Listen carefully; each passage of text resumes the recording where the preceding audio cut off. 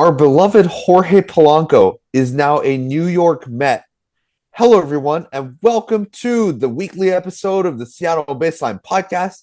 My name is Julian Smith, and I'm with Alex Hong. Alex, well, Jorge Polanco's gone, but the Seahawks today beat the Colts with no touchdowns, and I am so glad because as a Penn State fan, I wanted my Seahawks to beat Tyler Warren. How are you doing today? I mean, that was a pretty interesting game how they won with literally only scoring field goals. But sometimes that happens in the NFL. I don't know. In the final two field goals too, it was a 60-yard field goal from the Colts, and there was a what was it, a 57-yard field goal for us. That Yeah, was insane. I yeah, can't it goes believe to we show made. that kickers matter. Yeah, Yeah, you never know what can win you games, but in that game, it was the kickers. yeah. And speaking of which, Penn State just signed their new kicker, so I'm super happy for that. 28 commits, amazing. And yeah, let's talk about the Mariners. Um, as I said in the right before we started this, Polanco is now a New York Met. So how Alex, what do you think of like his contract and like what goes through your mind when you think about just the fact that Polanco is not a Mariner anymore? Well, I mean, I saw the contract and my eyes opened, right? And my eyes went up because I was like, wow, wow, he got paid. And I mean, good for Jorge Polanco, right? He definitely deserved all the money, he can get after the season he had last season. But yeah, it definitely was not going to come from the Mariners. I mean, the Mets, they had lost Pete Alonso, they've lost Edwin Diaz. Look, they were running out of players, right? So they decided to make a desperation heave offer to Jorge Polanco. I mean, Steve Cohen, he's a very rich owner. He has a lot of money. The Mets can, just spend. Luxury tax, no big deal, every single year, right? And yeah, well, the Mariners can't outcompete with that. Our ownership is not like the Mets, so we have no capability of outcompeting or outbidding the New York Mets if they really, really want someone. So yeah, I can't really do much about that. Jorge, he had a good 2 years with us, definitely. Especially in the last year, he performed greatly and led to a lot of playoff success for us. But yeah, he will not be on the Mariners next year, but he definitely earned himself a lot of money. It's crazy because last year we were thinking of Jorge Polanco as kind of like the Mariners lost type of move, where like you're re-signing Polanco because you literally don't have any other choice. It's the same deal as Ty France. It's like mentally you're like, oh man, we lost to like Major League Baseball basically. But then Yeah. Jorge Polanco, first month of his 2025, ends up putting up Aaron Judge numbers, and that was that was crazy. And then he slows down a little bit, but then you get back to the playoffs, and Jorge Polanco's hitting all the important singles and doubles. It it was an interesting year for Jorge Polanco, and I think the Mets are really going to like him. But now the Mariners need to pivot from Jorge Polanco.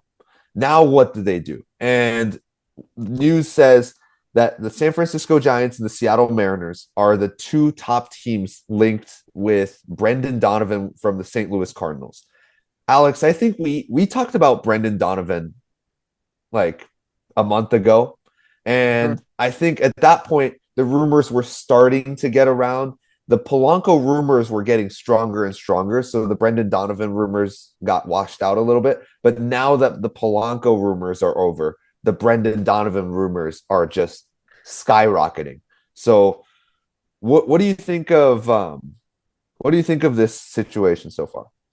Yeah, Brendan Donovan is a very interesting player, right? I mean, he's very versatile, flexible. He's like one of those players like you can put anywhere basically, like Dylan Moore kind of. He could play anywhere in the infield, but he's also a good hitter. I mean, let's not get away from the fact that I think he's pretty good at hitting, right? He's not just like a modern day Dylan Moore, which was just okay, can play defense, but we don't want him batting or else it's going to be a disaster, right? He's more than just a traditional utility player. He's definitely an everyday starter that can just play anywhere. So, I mean, if we look at the fit on the Mariners, and I actually think this Brendan Donovan is a very, very good fit, right? We have Josh Naylor at first, right? No one needs to, like, nothing needs to change there. Pretty good defender, right? Shortstop, we have JP Crawford, and JP Crawford is one of the worst defenders in shortstop in the league last year. So obviously, the defense isn't great, but then if we have Brendan Donovan, who's a really good defender, he's a previous Gold Glove winner. He was an All-Star last year, right? Pretty like very good player. That's gonna make up for the deficiencies somewhat of JP Crawford, right? And then we'll get into this a little bit later when we talk about like when we talk about like team fits and all that, but I think he's a very good fit for this reason, right? And then, for at second, if he plays like third or second and the other option, right, it'll be a lot better having him out there than someone, let's say he was a really awful defender. Like, let's say, well, if we bring back Eugenio Suarez, for example, who's not a very good defender, it's going to create some more problems. And we saw those problems even in the playoffs, right? There were a few games where it was like back-to-back errors, like Gino made an error, and then I don't remember exactly the sequence of events, but I remember there was this one playoff game where we just had a ton of errors, and it was just not fun to watch. So it would really help our defense in that case, and the offensive production is good too.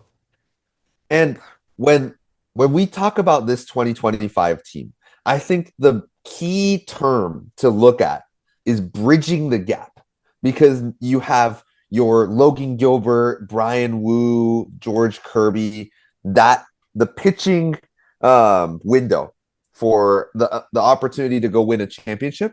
And then now you're getting to the batting side, Cole Emerson, Cole Young, and Ben Williamson's an excellent third base defender. I think that what you're trying to do is you're trying to bridge that gap between what you have right now, Julio, Cal, Logan Gilbert, those guys, to the guys that are about to come up. And Brendan Donovan does that perfectly because he's able to play every position. If Cal needs a DH day, now you still have your whole infield set up and you can play Brendan Donovan at second base or third base, JP Crawford still at shortstop, and you have Ben Williamson or either or of these prospects. If Randy Rosarena needs a DH day, now you stick Brendan Donovan at left, and you're able to take two of these prospects into the lineup, and you still have the same lineup. There's a lot of flexibility that goes in with having someone like Brendan Donovan, and I think it's a different thing to, for example, if you were to talk about Ketel Marte, who we bring up quite a bit because he's the all-star type. Brendan Donovan, he's not the super just excellent. This is the best player in the league type at his position, but he can play multiple positions at high efficiency, and he can bat at your leadoff spot. His OPS might be low, but his batting average and on base percentage are really high. His power numbers might not be there, but when you look at his OPSS, which is with the base stealing component, the amount of bases that he gets in general is exceptionally high.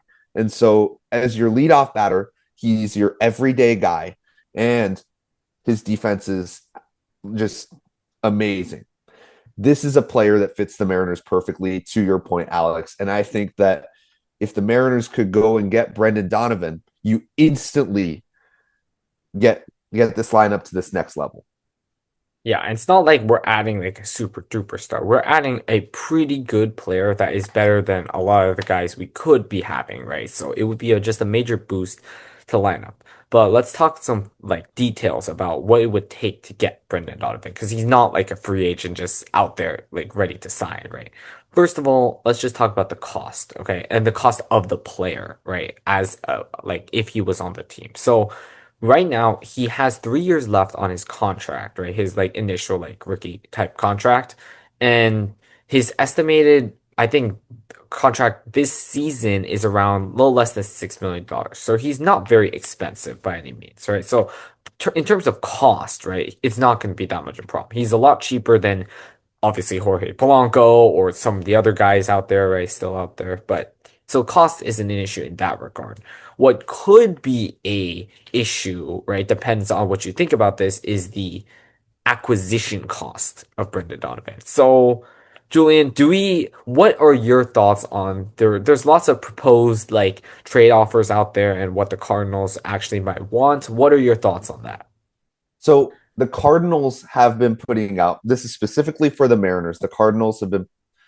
Cardinals media has been putting out there that they would like Las Montez and Durangelo St. Both. Not one or the other. They want both for Brendan Donovan.